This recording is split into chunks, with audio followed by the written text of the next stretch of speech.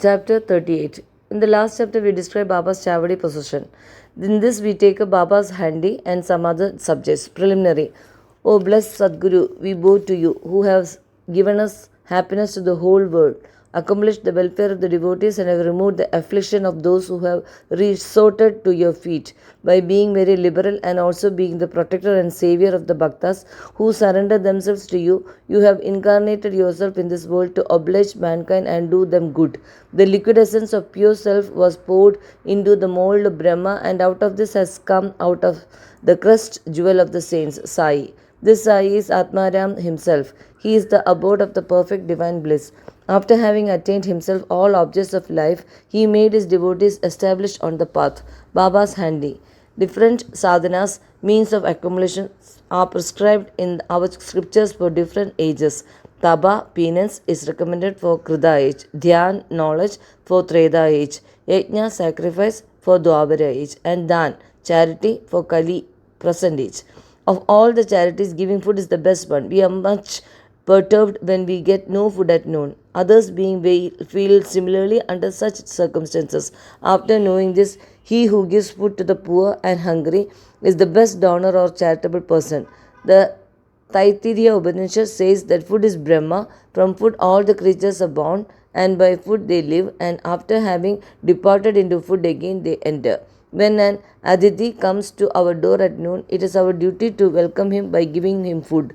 Other kinds of charities, namely giving away wealth, property, and clothes, etc., require some discrimination, but in the matter of food, no such consideration is necessary. If anybody comes to our home at noon, or he should be served forthwith, and if lame, crippled, blind, and diseased persons come, they should be fed first, and the able-bodied persons and our relations afterwards. The merit of feeding the former is much greater than that of feeding the latter. Other kinds of charities are imperfect without this.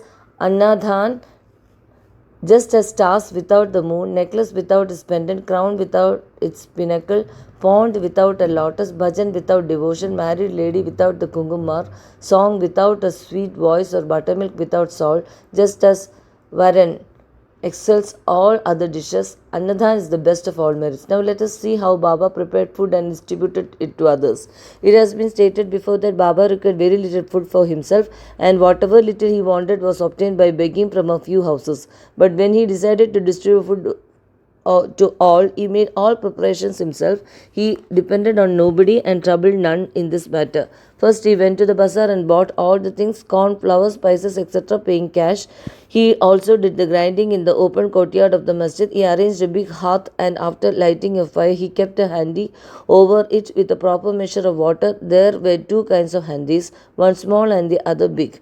The former provided food for 50 persons, the latter for 100. Sometimes he cooked Mite chawal, sweet rice, and other times biryani with meat, at times in the boiling soup. He let in small blocks of thick or flat bread or wheat flour. He grinded the spices on a stone lamp and put the thin pulverized spices into the cooking pot.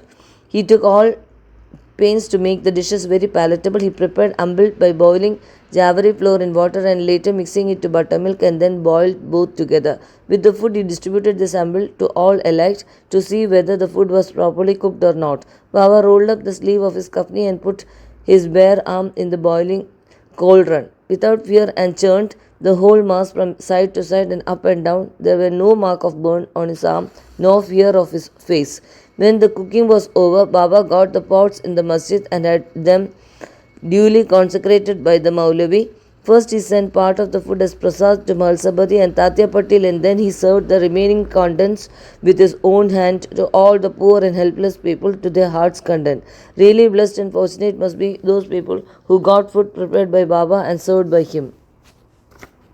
Somebody may raise a point here and ask, did Baba distribute vegetarian and non-vegetarian food as prasad to all his devotees? The answer is plain and simple. Those who were accustomed to non-vegetarian food were given non-vegetarian food from the handi as prasad, and those who were not accustomed with were given vegetarian meal. He never created in them any wish or desire to indulge in this food. There is a principle that when a guru himself gives anything as prasad, the disciple who thinks and doubts whether it is acceptable or otherwise goes to perdition, future misery. In order to see whether any disciple has imbibed this principle, Baba at times put them to test. For instance, on an Ekadashi day, he gave some rupees to Dada Kelkar and asked him to go in person to Kerala to get meat from there. This Dada Kelkar was an orthodox Brahmin and adhered to all orthodox manners in his life. He knew that offering wealth, grain, and clothes, etc., to Sadguru was not enough, but that implicit obedience to him and prompt compliance with him, his order, was the real dakshina that pleased him most. So Dada Kelkar dressed himself and started for the place. Then Baba called him back and said, "Don't go yourself, but send somebody." Then Dada sent his own servant, Pandu, for the purpose. When Baba saw him going, he asked Dada to call him back and cancel the program. On another occasion, Baba asked Dada just to see how the saltish biryani was done. The latter replied casually that it was all right. Then Baba said to him, "Neither have you seen it with your eyes, nor tasted it with your tongue. Then how could you say that it was good? Just take off the lid and see." While saying this, Baba caught his arm and thrust it in the pot and added, "Take some out of his, leaving aside your orthodox ways, and taste a little." When a wave of real love rises in a mother's mind, she pinches a child, and when he begins to cry, he hugs him close to her bosom. Similarly, Baba, in a true motherly way, pinched Dada Kelkar in this way. Really, no saint or guru will ever force his orthodox disciple to eat food forbidden in his religion.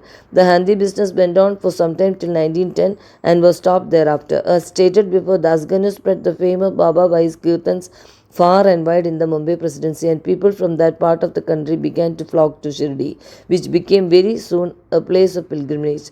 The devotees brought with them various articles for presentation, offered various dishes of food as Naivedya. The quantity of Naivedya offered by them was so much that the fakirs and paupers could feed themselves to their heart's content, leaving some surplus behind. Before stating how Naivedya was distributed, we shall refer to Nana Sahib Chandorkar's story showing Baba's regard for local shrines and deities.